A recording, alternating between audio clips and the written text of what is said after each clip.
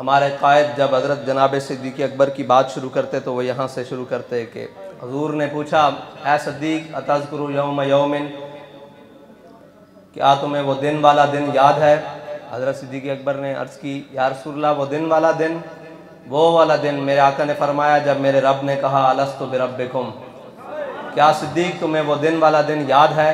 तो हज़रत सिद्दीक़ अकबर ने फरमाया, या रसूलल्लाह मुझे वो दिन वाला दिन भी याद है और ये भी याद है कि जब मेरे रब ने पूछा कि तुम्हारा रब कौन है, तो सबसे पहले आपकी रूह मुबारक ने आवाज़ दिया कि अल्लाह हमारा रब है, तू हमारा रब है।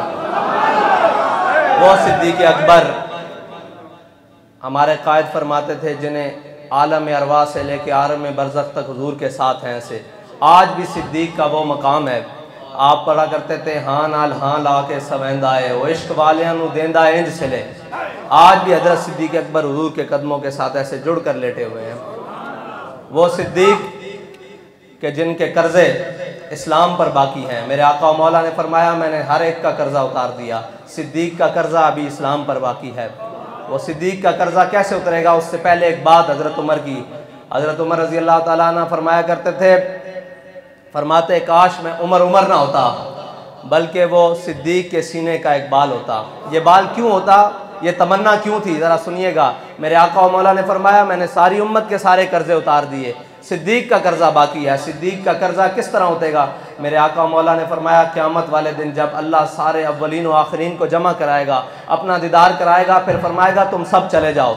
अब सिद्दीक़ को अकेले में बुलाएगा कि ये वो सिला है जो मेरे आका और मौला सल्लल्लाहु अलैहि वसल्लम से वफ़ा का सिला है कि सिद्दीक़ अकेला आ जाए। तो हज़रत उमर फरमाते थे जब वो दीदार होगा काश कि उमर सिद्दीक़ के सीने का बाल होता, छुप कर वो अकेले ज़ियारत हो जाती उमर को। ये हज़रत सिद्दीक़ अकबर का मकाम, क्योंकि आपका महीना है।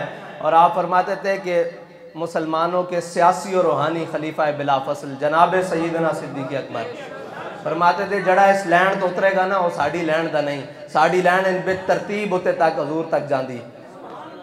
हाँ तो हज़रत सिद्दीक़ अकबर का मकाम कबीला बनी अमर इब्न औफ दे आपस से नाराज़गी हो गई। साढ़े कायद गल करदे करदे में गल कर जाते सन, मैं हुण सुन रहा सी कि वह गल साढ़े वास्ते मिशल राह। आपने फरमाया नाराज़गी हुई, नाराज़गियाँ बिरामच होंदियां रहंदियां, दुश्मनियाँ नहीं होंदियां। दुश्मनी उहदे नाल होंदी जिहड़ा हुजूर दा दुश्मन हो जाए। बिरामच बस नाराज़गियाँ होंदियां, सुलह भी हो जांदियां। दुश्मनियाँ सिर्फ उन्हां नाल जिहड़े मेरे आका मौला दे दुश्मन हैं, बाकी होर साडी किसे नाल दुश्मनी नहीं। ते फरमांदे मेरे आका मौला सल्लल्लाहु अलैहि वसल्लम तशरीफ लै गए कबीला दी सुलह वास्ते।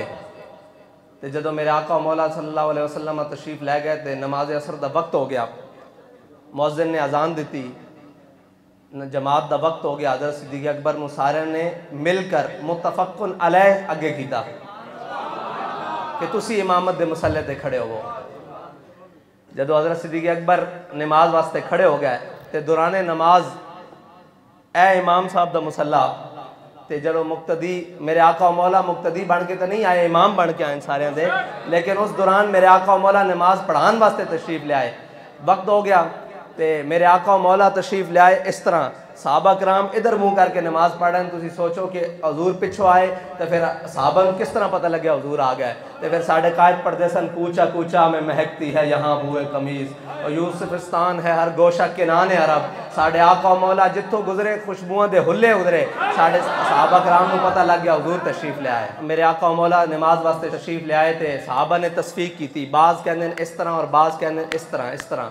सहाबा कराम ने अपने हाथों के उत्ते हाथ मारे। हज़रत जनाब सिद्दीक़ अकबर ने दौराने नमाज अखां दे कोने तो पिछे देखा तो देखा हजूर सल्लल्लाहु अलैहि वसल्लम तशरीफ ले आए तो सहाबा कहने हजूर दे आउंदे मुसल्ले तो कोई नहीं खलो सकता। हज़रत सिद्दीक़ अकबर पिछे हटन लगे।